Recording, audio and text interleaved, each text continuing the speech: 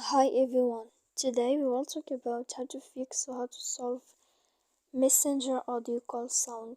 To know how to fix or how to solve Messenger audio call sound, you should just go to settings like this. You will click. After that, in this page, you will go to apps, default apps, app settings. When you will see this list, you will go down to find the application of Messenger and you will enter. Then in this page, you will go to click for stop. After that, you will enter to storage. When you will see this page, you will click clear cache. Then you will go to click clear data. And when you will end all this, you can turn off your phone. So please don't forget to support us by like and subscribe. See you next time in another video. And thank you for watching.